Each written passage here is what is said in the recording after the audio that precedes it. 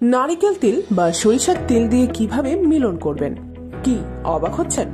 অবাক হওয়ারই কথা।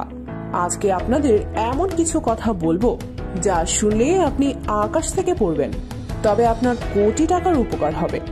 তাই ভিডিওটি না টেনে পুরো ভিডিওটি দেখুন। আপনারা যারা বিবাহিত তারা যখন আপনার সঙ্গীর সাথে মিলন করে থাকেন, অনেকে মিলনের সময় আপনার সঙ্গীকে উত্তেজিত করতে না পারলে তাদের কামরস বাহির হয় না, যার কারণে আপনি যখন আপনার বিশেষ অঙ্গ আপনার স্ত্রীর ভিতরে সঞ্চালন করতে যান তখন অনেক সময় অঙ্গ সঞ্চালনের ক্ষেত্রে অনেক কষ্ট হয়ে থাকে, যার কারণে অনেকে তেল ব্যবহার করে থাকেন।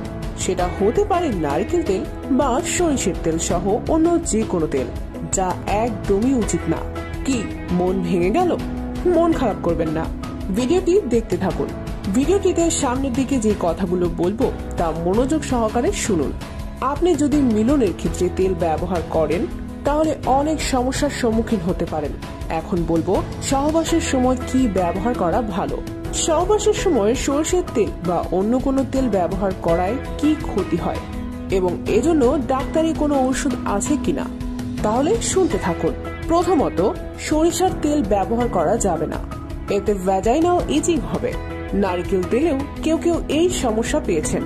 তাছাড়া তেল জাতীয় উপাদানগুলো সহবাসের সময় ব্যবহার করলে সেগুলো পরে পরিষ্কার করা নিয়ে অনেক ঝামেলায় পড়তে হয়, যার জন্য ভ্যাজাইনাতে ব্যাকটেরিয়া সহজে পরিষ্কার নাও হতে পারে।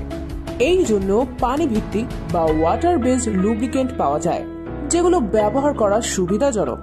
বিকল্প হিসেবে বেবি অয়েল ব্যবহার করা যেতে পারে, যেগুলোতে কোনো ঘ্রাণ নেই ও ওয়াটার বেসড বেবি অয়েল ত্বকে লেপটে থাকে না সাধারণ তেলের মতো। তবে সাধারণভাবে স্ত্রীর সাথে সহবাস করাকালীন পর্যাপ্ত ফোরপ্লে বা শৃঙ্গার করলে বার্থলেন গ্রন্থি থেকে কিছু উপাদান নির্গত হয়, যাকে কামরস বলা হয়, যা ভ্যাজাইনাল এরিয়াকে পিচ্ছিল করে থাকে। তাই ভ্যাজাইনাল ড্রাইনেস অসুখ না থাকলে এসব কৃত্রিম উপাদান বর্জন করাই উত্তম। চটকদার বিজ্ঞাপন দেখে বিভ্রান্ত হওয়া ক্ষতিকর। তবে ছেলেদের জন্য বলে রাখি, আপনাদের মধ্যে যারা প্রচুর পরিমাণে হস্তমৈথুন করে থাকেন তাদের গোড়া চিকন, আগা মোটা হয়ে থাকে।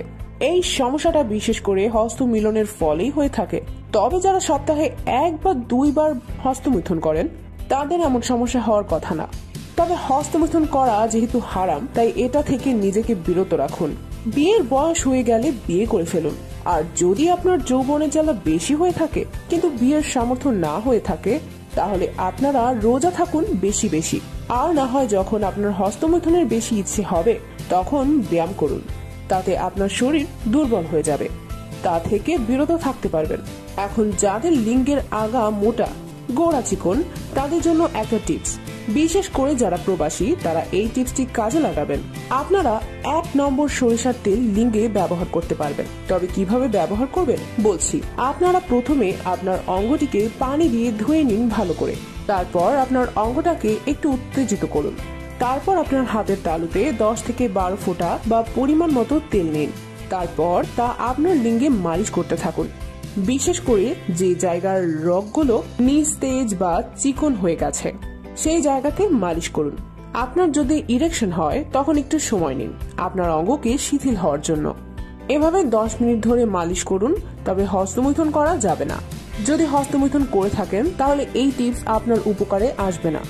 আর হ্যাঁ, মিলনের সময় সরিষার তেল মোটেও ব্যবহার করা যাবে না, তাতে আপনার সঙ্গীর অঙ্গ জ্বলবে, যা অনেক রোগেরও কারণ হতে পারে।